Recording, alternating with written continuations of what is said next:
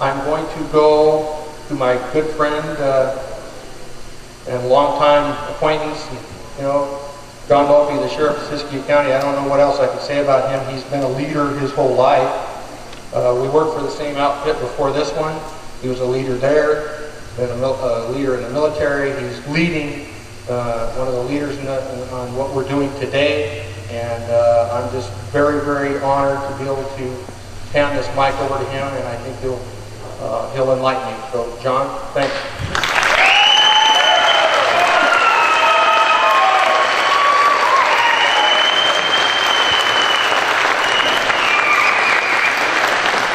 Thank you, Mike. I think we're privileged to have Mike Poindexter as a sheriff here, and all these great sheriffs, and they're pretty tough acts to follow, and Karen Bud Fallon, I mean, just the greatest people imaginable. I'd like my wife Maxine to stand up real quick. She's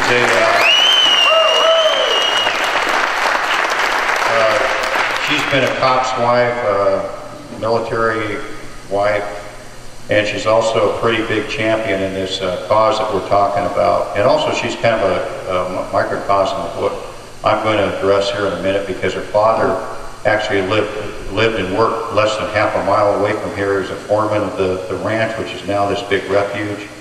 And then went to work for the U.S. Forest Service for 32 years. And she's a Modocan, native. But the Forest Service that her father retired from about 20 or 25 years ago is different than the Forest Service now. And my ancestors, most of them were in the timber industry. So I think that heritage is something that I'm going to address right now. But anyway, good afternoon, and thank you for giving me the privilege of being here to briefly discuss what is happening in Siskiyou County and describe our fight to preserve our heritage, our way of life, our economy, our public safety, the health and welfare of our citizens, and the freedoms we hold dear.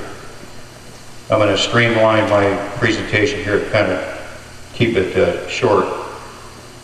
But as a sheriff, we are all sworn to uphold and defend the Constitution of the United States and the California State Constitution against all enemies, foreign and domestic. And these great sheriffs up here take that oath seriously. Some federal and state agencies and bureaucratic, centrally developed policies and regulations are threatening the public health, safety, and welfare of our citizens and are systematically destroying rural America. Don't be misled. There is a movement to destroy rural America as we know it, and that circumvents the supreme law of the land, which we all know is the Constitution. Our founding fathers got it right. They knew human nature and built safeguards into the Constitution and the Bill of Rights because they knew men would screw things up. Daniel Webster once said, "Hold on, my friends, to the Constitution and to the Republic for which it stands. Miracles do not cluster, and what has happened once in 6,000 years may not happen again. Hold on to the Constitution, for if the American Constitution should fall, there will be anarchy throughout the world."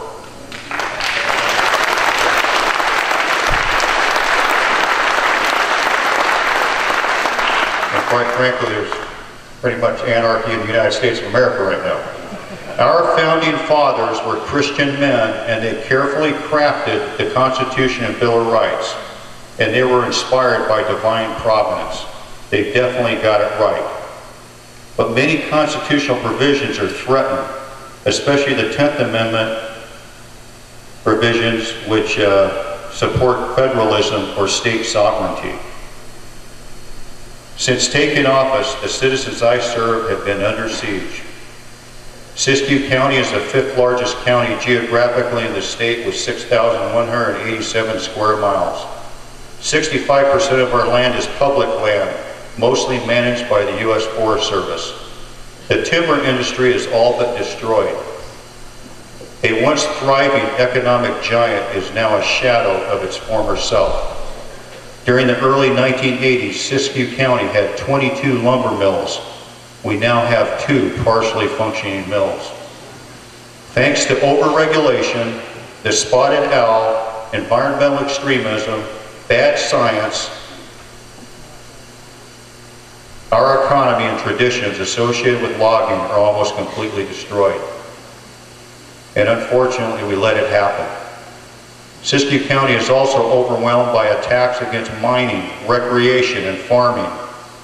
And ranching are being threatened due to provisions such as the Endangered Species Act. For 3 to 4 decades, environmental extremism and dumb decisions have elevated the interests of trees, fish, birds, and frogs over the interests of hardworking citizens. The Department of Interior and many other federal and state agencies are attempting to remove 4 dams on the upper Klamath River, which will deny clean energy to about 77,000 people and destroy the economy, recreation, and habitat for hundreds of species of wildlife of numerous kinds in deference to coho and Chinook salmon. Thus far, concerns about 21 million tons of sediment containing hazardous materials flowing down the Klamath River, diminished water for firefighting, and destruction of recreation and current concerns for other habitat have fallen on deaf ears. Dr. Paul Hauser, a Bureau of Reclamation scientific advisor, recently criticized the scientific accuracy and integrity of the science used to justify the dam removal. And he asserted the studies were developed to support the Secretary's expressed desire to remove the dams at the expense of the Siskiyou County citizenry. Folks, some bad things are happening in our nation. The environmental extremism and overregulation by some federal and state agencies have created one of the worst economies in California, and I'm talking about my home.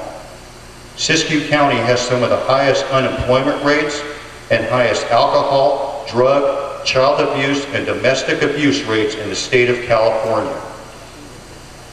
Our overregulation by various government agencies has caused abject poverty throughout Siskiyou County, which has reduced tax revenues for public services.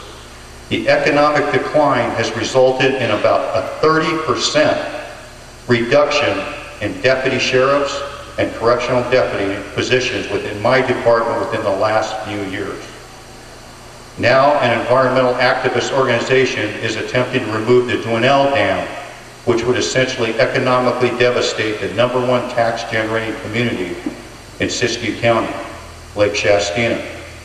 This same organization helped to destroy the logging industry. Folks, these environmental extremists do not care about you, they don't care about us, and they'll destroy counties and communities to achieve their objectives.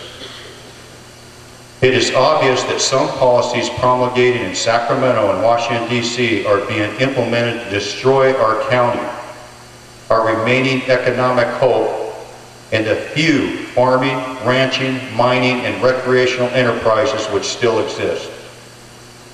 There is a threat to classify thousands of acres of land in California and Oregon, including my county, as monument land pursuant to the Antiquities Act. This will close off the land to most uses such as grazing, timber harvesting, recreation, and mining. That's just with a sweep of the pen. The President, using the Antiquities Act, can enact this type of overreaching policy which will restrict land use, and it's already been done in a lot of other states. The state has raised water master fees for Scott and Shasta Valleys by 800% in Siskiyou County. Now, how would you like it if you had your water bill raised 800%? Do you think they're trying to make it a little harder for these ranchers and farmers to survive? I see no other explanation. Either that or it's the most bureaucratic, bumbling, organizational debacle in human history.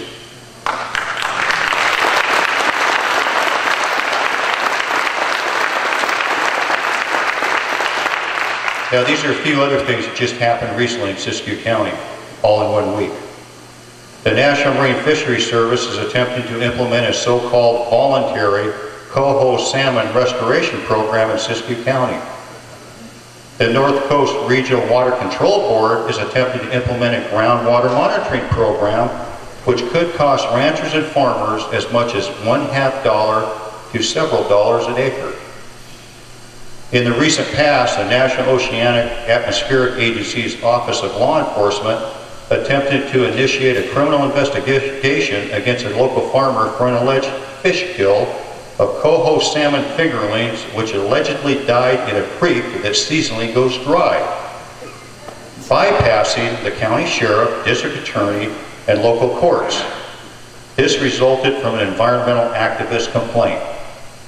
Recently, we were able to stall an attempt by NOAA, the EPA, Corps of Engineers, and Regional Water Control Board effort to compel a farmer to get additional permits, even after the Department of Fish and Game supported their premise that they were in compliance with the law.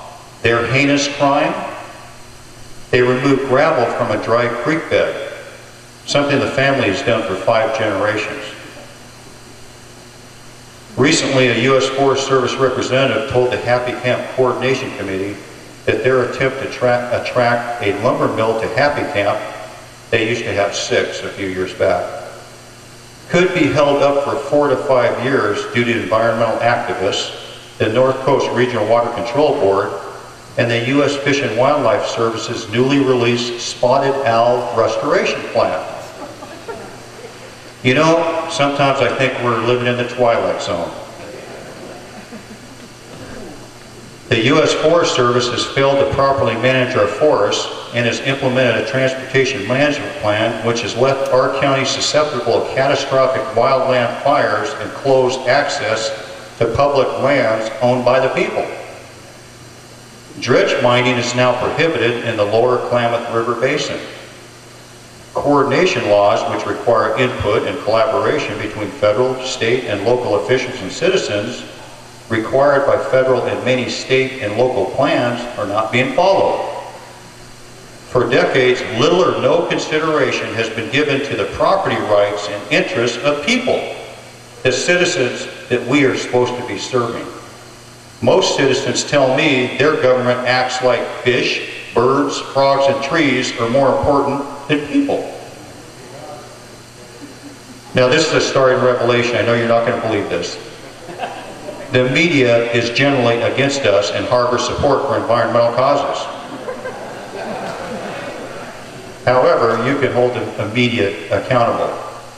Many sheriffs are standing together to challenge inappropriate exercise of federal state policies and powers and standing for the Constitution. It's the last hope we have.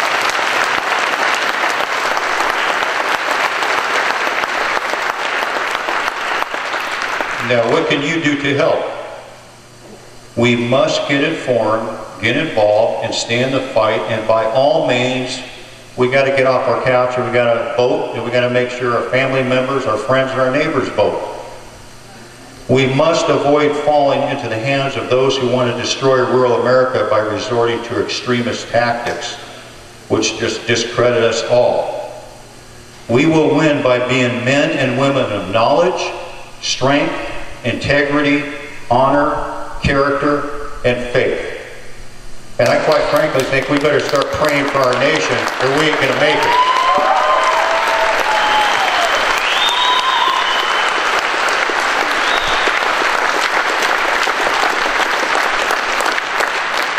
Thank you. Amen. Support your local sheriff.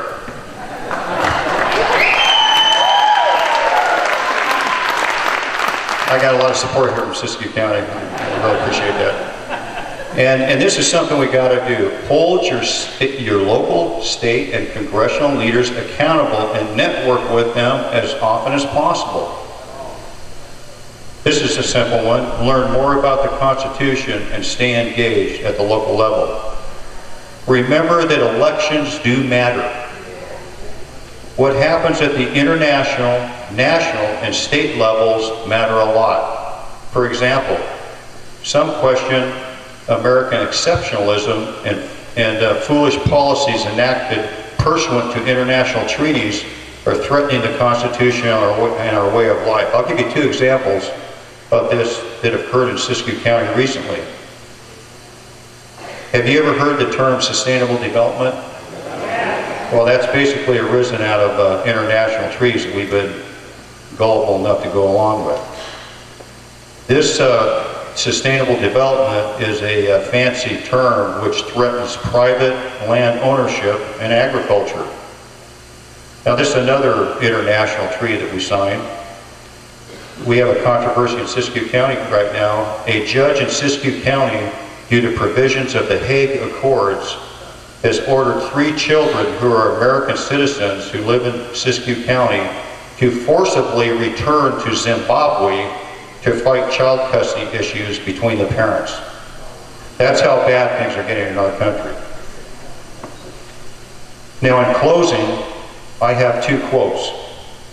President Ronald Reagan once said, "Nothing which is morally wrong can ever be politically right."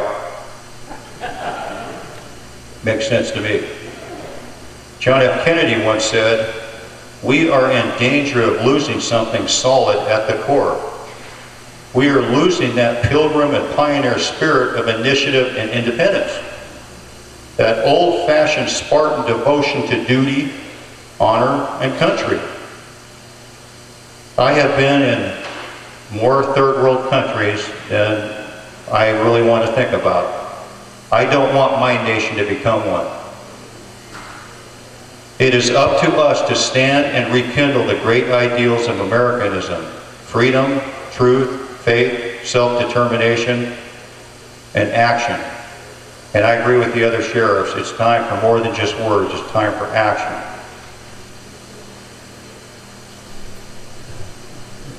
We are in the fight of our lifetime, and we are not only supporting and upholding the U.S. and state constitutions, but we are securing the future for our children and our grandchildren. The America they will have and the freedoms they will enjoy will depend on us and succeeding generations. We must fight. No one else will do the job. Ladies and gentlemen, our way of life is at stake, and so is our future. Thank you. God bless you, and God bless the United States of America.